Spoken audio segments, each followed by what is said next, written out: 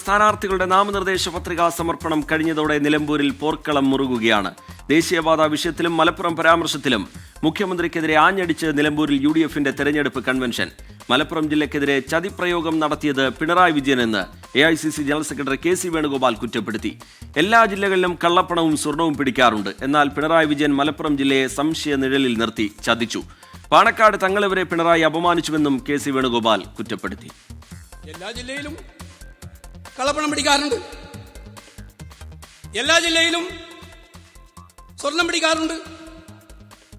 മുഖ്യമന്ത്രി ആ ജില്ലകളുടെ സ്റ്റാറ്റസ് ഒന്നും പറയാതെ മലപ്പുറത്തിന്റെ സ്റ്റാറ്റസ് മാത്രം പറയാൻ ഏറ്റവും വിലപ്പെട്ട സംഭാവന ചെയ്യുന്ന ഒരു ജില്ലയെ സംശയത്തിന്റെ മുനയിൽ കൊണ്ടുപോയി നിർത്തി ഈ ജില്ലയോട്ടാകെ അപമാനിച്ച് ഈ ജില്ലയ്ക്ക് എതിരെ ഏറ്റവും വലിയ ചതിപ്രയോഗം നടത്തിയ സാക്ഷാൽ പിണറായി വിജയൻ മലപ്പുറത്ത് വന്ന് ചതിയെക്കുറിച്ച് പറയുന്നത്. PV അൻവറിനെ പൂർണ്ണമായി അവഗണിച്ച് മുന്നോട്ടു പോകാനാണ് LDF തീരുമാനം. സ്ഥാനാർത്ഥികളുടെ എണ്ണത്തെക്കുറിച്ച് ആശങ്കയില്ലെന്ന് പത്രിക സമർപ്പിച്ച ശേഷം LDF സ്ഥാനാർത്ഥി M സുരാജ് പറഞ്ഞു. മത്സരിക്കാനുള്ള അവകാശം എല്ലാവർക്കും ഉണ്ട്. ആരും മത്സരിക്കരുതെന്ന് പറയാനൊന്നും നമുക്ക് അവകാശമില്ല. അപ്പം മത്സരിക്കാൻ ആഗ്രഹിക്കുന്നവരൊക്കെ മത്സരിക്കട്ടെ. ജനങ്ങൾ അതൊക്കെ വിലയിരുത്തിക്കൊണ്ട് വിധി എഴുതുകയും ചെയ്യട്ടെ. അപ്പോൾ നമ്മുടെ ജനാധിപത്യം കൂടുതൽ ശക്തമാകും. നമുക്ക് അങ്ങനെ ആശിക്കാം. ഞങ്ങൾ അതിനെക്കുറിച്ച് ആലോചിക്കുന്നതേയില്ല. അത് അവരുടെ ഒരു പ്രശ്നമാണ്. അവരുടെ പ്രശ്നം അവർ പരിഹരിക്കട്ടെ. ഞാൻ ആ പ്രശ്നത്തിൽ ഒരു അഭിപ്രായവും പറയുന്നില്ല. ഉപതെരഞ്ഞെടുപ്പ് അനാവശ്യമെന്ന നിലപാട് ആവർത്തിക്കുകയാണ് BJP സംസ്ഥാന അധ്യക്ഷൻ രാജീവ് ചന്ദ്രശേഖർ. കേരള കോൺഗ്രസിൽ നിന്ന് ഇനിയും ധാരാളം പേർ BJPയിൽ എത്തുമെന്നാണ് NDA സ്ഥാനാർത്ഥി മോഹൻ ജോർജിന്റെ പ്രതികരണം. വിജയപ്രതീക്ഷയാണ് ഞങ്ങൾക്ക്. ഇതിന്റെ പ്രാധാന്യം തന്നെ ബഹുമാനപ്പെട്ട രാജീവ്ജിയും തുഷാർജിയും വന്നല്ലോ. ഞങ്ങൾ വളരെ സീരിയസ് ആയിട്ട് ഇലക്ഷൻ എടുക്കുകയാണ്. ഞങ്ങൾ ഇവിടെ അത്ഭുതങ്ങൾ സൃഷ്ടിക്കും തീർച്ചയായിട്ടും. സ്ഥാനാർത്ഥികൾ എത്ര ഉണ്ടെന്ന് പ്രശ്നമല്ലല്ലോ. കൂടുതൽ ആൾക്കാർ വരട്ടെ, അതിൽ പ്രശ്നമല്ലല്ലോ. ആരും തള്ളി പറഞ്ഞോട്ടെ, ഇവിടുത്തെ ജനങ്ങൾ തള്ളി പറയില്ല. അതാണ് എൻ്റെ വിശ്വാസം. വിവരങ്ങളുമായി വിപിൻ സി വിജയനും ഷഹദ് റഹ്മാനും നിലമ്പൂരിൽ നിന്ന് ചേരുന്നുണ്ട്. ആദ്യം വിപിൻ സി വിജയനിലേക്കാണ്. വിപിൻ, പ്രവർത്തകരെ ആവേശത്തിലാഴ്ത്തിക്കൊണ്ട് UDF പ്രവർത്തകരെ ആവേശത്തിലാഴ്ത്തിക്കൊണ്ട് UDFന്റെ തെരഞ്ഞെടുപ്പ് കൺവെൻഷൻ അത് അല്പസമയം മുമ്പാണ് പൂർത്തിയായത്. അതിൽ തന്നെ മുഖ്യമന്ത്രിയെ കടന്നാക്രമിച്ചുകൊണ്ട്, സർക്കാരിനെ കടന്നാക്രമിച്ചുകൊണ്ടുള്ള നേതാക്കളുടെ പ്രതികരണങ്ങൾ നമ്മൾ കേട്ടു.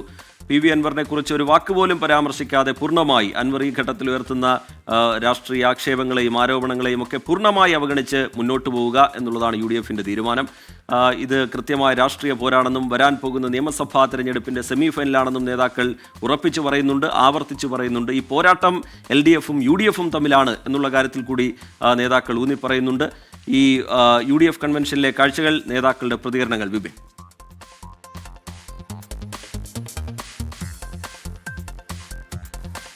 രജിത്ത്, UDFന്റെ കൺവെൻഷനും ഇതാ ആരംഭിച്ചിരിക്കുന്നു. അങ്ങനെ സജീവമാവുകയാണ് എല്ലാ മുന്നണികളും എന്ന് തന്നെ പറയാം. ഇന്നിപ്പോൾ KC വേണുഗോപാൽ ഉൾപ്പെടെ സംസാരിക്കുമ്പോൾ അത് PV അൻവറിനെ പാടെ അവഗണിച്ചുകൊണ്ടാണ് നേരെ മുഖ്യമന്ത്രിയിലേക്കാണ് എല്ലാ ചോദ്യശരങ്ങളും ഉണ്ടാവുന്നത്, എല്ലാ ആരോപണങ്ങളും ഉന്നയിക്കുന്നത്. ഒപ്പം തന്നെ അദ്ദേഹം മലപ്പുറത്തെക്കുറിച്ച് പറഞ്ഞ കാര്യങ്ങൾ അതിരൂക്ഷ വിമർശനം ആയിട്ട് തന്നെയാണ് KC വേണുഗോപാൽ അതെല്ലാം പറയുന്നത്. VD സതീശൻ, ഒപ്പം തന്നെ PK കുഞ്ഞാലിക്കുട്ടി എല്ലാവരും സംസാരിക്കുന്നത് ഒരു സർക്കാർ വിരുദ്ധത അത് ഉണ്ടാവും എന്നുള്ളത് തന്നെയാണ്. ആ ഭരണത്തിനെതിരെയുള്ള ഒരു വിരുദ്ധമായിട്ടുള്ളൊരു തീരുമാനം അത് സ്വാഭാവികമായിട്ടും നിലമ്പൂർ എടുക്കും എന്നുള്ളത് തന്നെയാണ് UDF ക്യാമ്പ് കരുതുന്നത്. അങ്ങനെ ഒറ്റക്കെട്ടാണ് എന്നുള്ളത് കൊണ്ട് തന്നെ ആ ഒരു പ്രതീതി ഉണ്ടായിക്കൊണ്ട് തന്നെയാണ് ഇപ്പോൾ മുന്നോട്ട് പോകുന്നത്.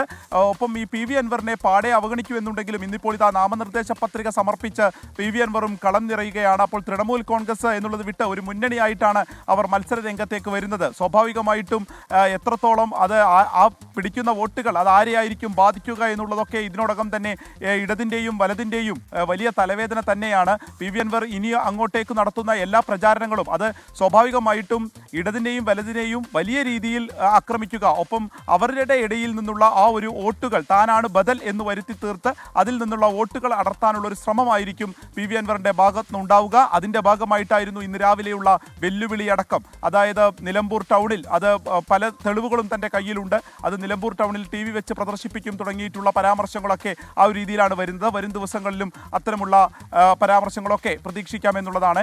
അപ്പോൾ നമ്മൾ സാധാരണഗതിയിൽ പറയാറുണ്ട് ഒരു ശക്തമായ പോരാട്ടം എന്നൊക്കെ. അവിടുന്നൊക്കെ പോയി ആദ്യ ദിവസങ്ങളിൽ തന്നെ ഒരു കടുത്ത പോരാട്ടത്തിലേക്ക് ഇത് പോകും, ഒരു പ്രവചനാതീതം എന്നൊക്കെ പറയാവുന്ന സ്ഥിതിയിലേക്ക് നിലമ്പൂർ ഇതിനോടകം തന്നെ മാറിയിട്ടുണ്ട്. ഇനിയും 19 ദിവസങ്ങൾ മുന്നിലുണ്ട്. വലിയ വാക്പോരുകളിലേക്ക് പോകുമെന്നുള്ള കാര്യം തെല്ലും സംശയമില്ല. അതിനോടൊപ്പം ഇപ്പോൾ ഇതാ കൺവെൻഷനുകൾ കഴിഞ്ഞ് ബൂത്ത് കൺവെൻഷനുകളൊക്കെ ഇനി നാളെ മുതൽ ആരംഭിക്കുകയാണ്.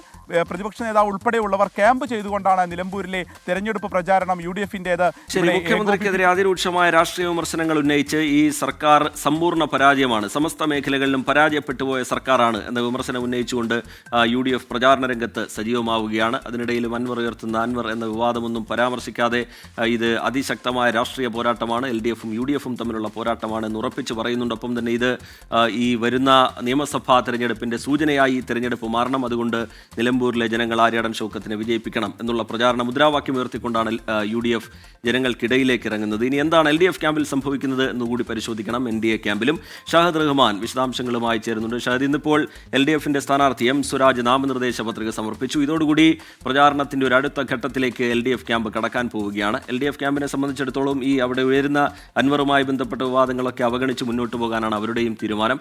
എത്രത്തോളം ആത്മവിശ്വാസം ഈ ഘട്ടത്തിൽ LDF ക്യാമ്പ് വെച്ചു പുലർത്തുന്നുണ്ട്, പ്രചാരണത്തിന്റെ സ്വഭാവം, അവരുടെ പ്രതീക്ഷ, അതുപോലെ NDA സ്ഥാനാർത്ഥി കളത്തിലിറങ്ങിയെങ്കിലും ഇന്നും അതൊരു അനാവശ്യമായ തെരഞ്ഞെടുപ്പാണ് എന്നുള്ളതാണ് BJP സംസ്ഥാന അധ്യക്ഷന്റെ പ്രതികരണം. എങ്ങനെയാണ് വിലയിരുത്തേണ്ടത് ഷാഹിദ് റഹ്മാൻ?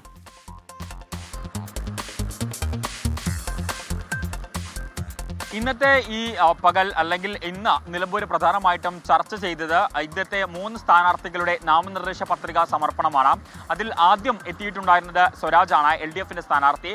അതിനുശേഷം എത്തിയിട്ടുണ്ടായിരുന്നത് PV അൻവറാണ്. നമുക്കറിയാം, മുൻ MLA ആണ്. അൻവറിന്റെ രാജിയെ തുടർന്നാണ് നിലമ്പൂരിൽ ഇത്തരമൊരു കടുത്ത മത്സരം തന്നെ നടക്കുന്നത്.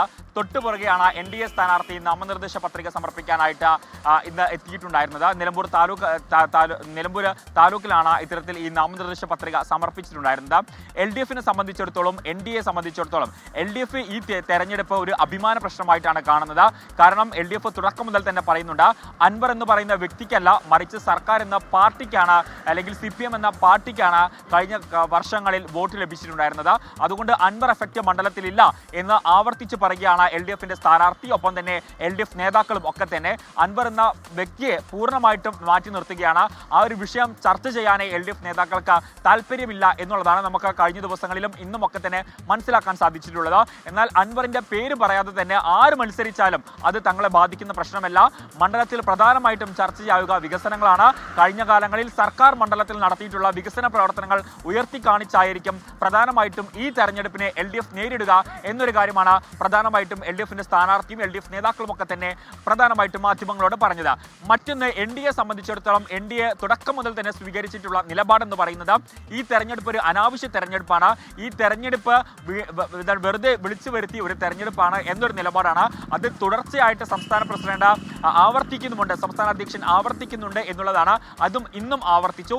എങ്കിൽ പോലും BJP-യെ സംബന്ധിച്ചിടത്തോളം സ്ഥാനാർത്ഥി നിർണയത്തിൽ ആദ്യഘട്ടത്തിൽ ചെറിയ രീതിയിലുള്ള ആശയക്കുഴപ്പങ്ങളൊക്കെ ഉണ്ടായെങ്കിലും പിന്നീട് BJP-യും സ്ഥാനാർത്ഥിയെ നിർണയിച്ചു.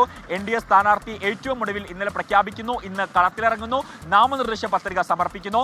ഇനി BDJS-ഉം അതുപോലെ തന്നെ BJP-യും ഒക്കെ ഒറ്റക്കെട്ടായി ഈ തെരഞ്ഞെടുപ്പിനെ നേരിടാനാണ് തയ്യാറെടുത്തിട്ടുള്ളത്. BJP-യെ സംബന്ധിച്ചിടത്തോളം ഇതിനോടകം തന്നെ ബൂത്ത് തല, വാർഡ് തല യോഗങ്ങളൊക്കെ തന്നെ പൂർത്തിയാക്കിയതാണ്.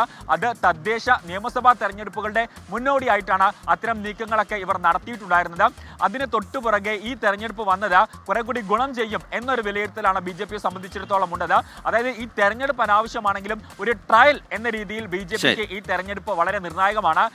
പ്രചാരണ രംഗത്ത് സജീവമാകുമ്പോൾ തികഞ്ഞ ആത്മവിശ്വാസം വെച്ച് പുലർത്തുന്നുണ്ട് LDF ക്യാമ്പും UDF ക്യാമ്പും. അൻവറിനെ അവഗണിച്ച് മുന്നോട്ട് പോകാനാണ് തീരുമാനമെങ്കിലും ആ മണ്ഡലത്തിലെ MLA ആയിരുന്ന അൻവർ, ആ മണ്ഡലത്തിൽ സ്വാധീനമുള്ള